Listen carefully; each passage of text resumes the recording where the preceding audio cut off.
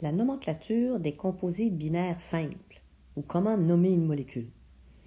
Alors, c'est simple. S'ils sont binaires, c'est qu'il y a deux morceaux. J'ai un premier élément, ici. J'ai un deuxième élément, je vais lui mettre un rond. Voilà. J'ai deux éléments pour faire mon composé, pour faire ma molécule, et ils peuvent avoir un indice chacun. Alors, ça ressemble à ça. Quand on les nomme, comment est-ce qu'on les nomme? Bien, vous l'avez vu déjà en secondaire 2. D'abord, celui qui apparaît en deuxième, on va le nommer en premier. Puis on va lui, ça c'est son nom, on va lui rajouter un suffixe URE. On va aussi, en avant, lui mettre le préfixe de nombre. Si c'est 1, on dit rien. Si c'est 2, on dit di. Si c'est 3, on dit tri, etc. Alors ça, c'est notre premier mot. Le deuxième mot, on nomme le deuxième élément. On va mettre 2 entre les deux. Et ensuite, on va nommer le deuxième de son nom, tout simplement. On va aussi lui mettre un préfixe de nombre s'il y en a besoin. Donc, je vais tasser un peu ici. Là. Voilà. Comme ça. Donc, ça ressemble à ça, votre nom.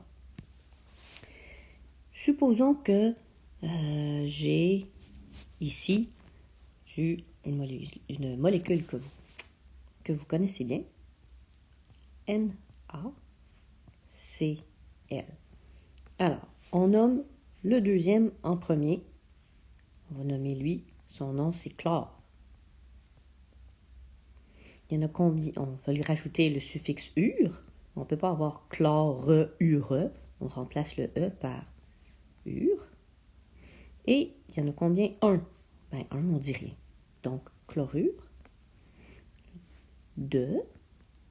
Et on nomme le premier en deuxième. Est-ce qu'il y a une quantité? Non. Alors, on dit rien. Il n'y a pas de préfixe. Et on donne son nom. Sodium.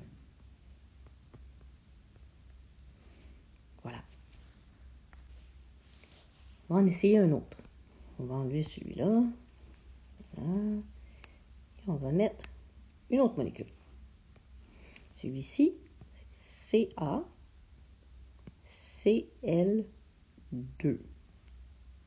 Ça veut dire que dans ma molécule, j'ai un atome de Ca, l'indice, si j'écris rien, l'indice c'est 1, et j'ai 2 atomes de Cl, parce que j'ai mon indice 2. C'est ça que ça veut dire. Alors, comment je vais le nommer? Je nomme le deuxième, le chlore, en premier.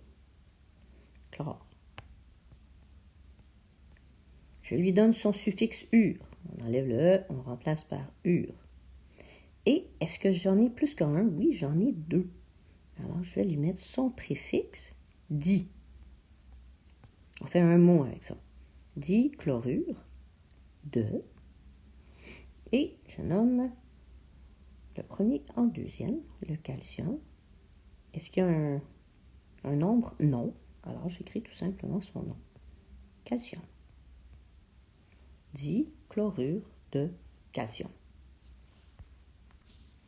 Maintenant, on va en essayer un qui a un préfixe de nombre, mais sur l'élément qui arrive en premier. Si j'ai Na2S.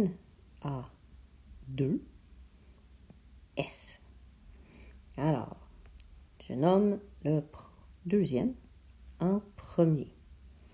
Il s'appelle soufre avec un F. Je vais rajouter ure. Ça ferait soufrure. C'est pas très joli, là. C'est souffrant pas mal. Alors, le soufre, c'est une exception. Plutôt que dire soufrure, on va enlever des lettres ici, là-dedans, et on va l'appeler sulfure. Sulfure. Il n'y a pas de préfixe de nombre. De, et je prends le premier et je le nomme en deuxième. Sodium. Mais il y en a deux.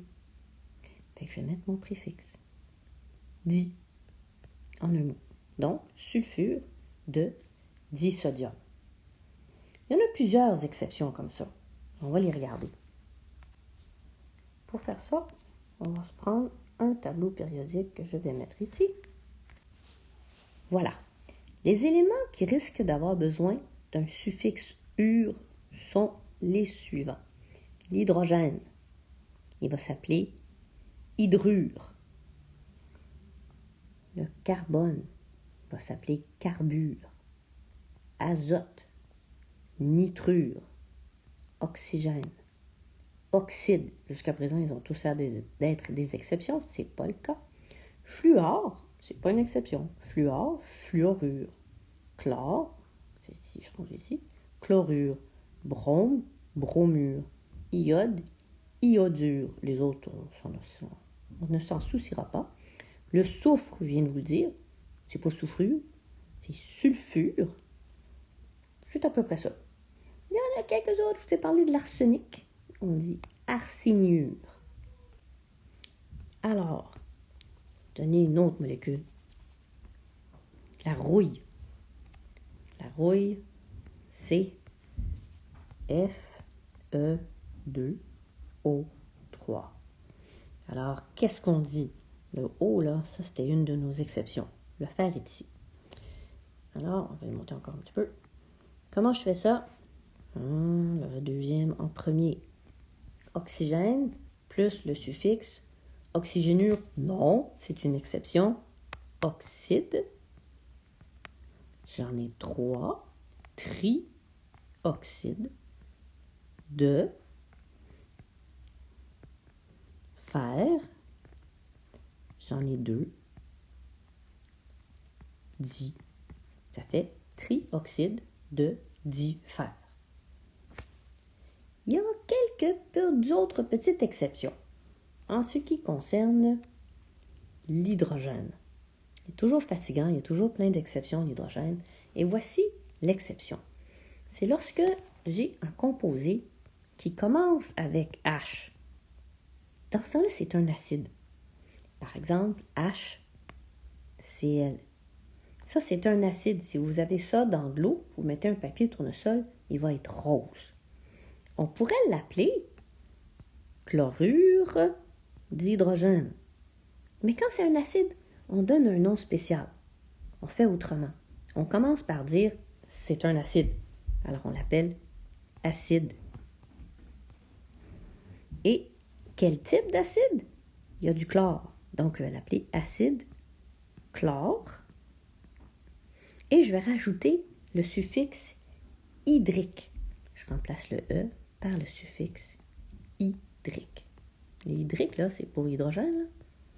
Alors ça, c'est mon morceau quand vous avez un composé qui commence avec un H. Acide, chlore, plus le suffixe hydrique. On peut en faire un autre. On peut regarder à la place du chlore, je pourrais avoir du fluor. Alors, comment on va faire? Si j'ai du fluor, je vais avoir encore mon morceau hydrique. C'est un acide parce qu'il commence avec H. Alors, acide, fluor. Hein? Fluorhydrique. Voilà pour les acides. Il y a encore 3 petites exceptions. Elles sont assez rigolotes. C'est des vieux noms de molécules. Il y a le CH4 qu'on pourrait appeler tétrahydrure de carbone, mais on lui a donné un autre nom. On l'appelle méthane. Donc, vous ne pouvez pas l'appeler autre chose que méthane. Il y a le NH3 qu'on n'appelle pas trihydrure d'azote, mais qu'on appelle ammoniac. Oh, il y a 2 N.